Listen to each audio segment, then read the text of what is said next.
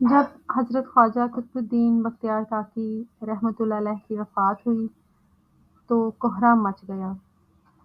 جنازہ تیار ہوا، ایک بڑے میدان میں لایا گیا۔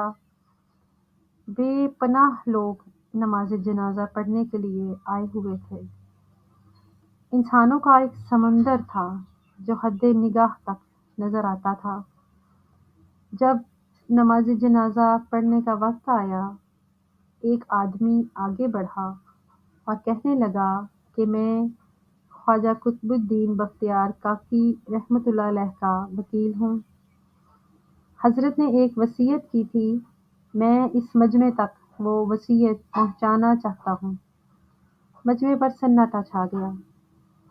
وکیل نے پکار کر کہا، حضرت خواجہ قطب الدین بختیار کاکی رحمۃ اللہ علیہ نے یہ وصیت کی تھی کہ میرا جنازہ وہ شخص پڑھائے جس کے اندر 4 خوبیاں ہوں۔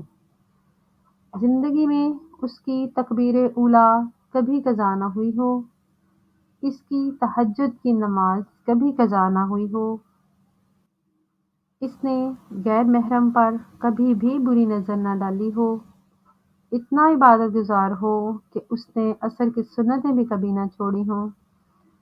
جس شخص میں یہ 4 خوبیاں ہوں وہ میرا جنازہ پڑھائے۔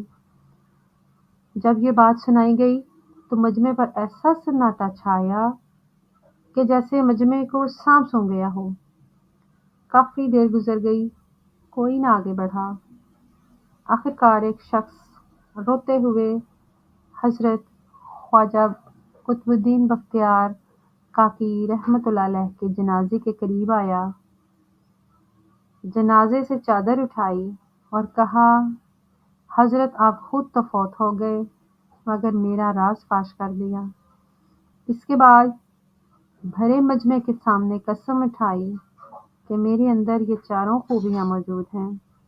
یہ شخص وقت کا بادشاہ شمس الدین التمش تھے۔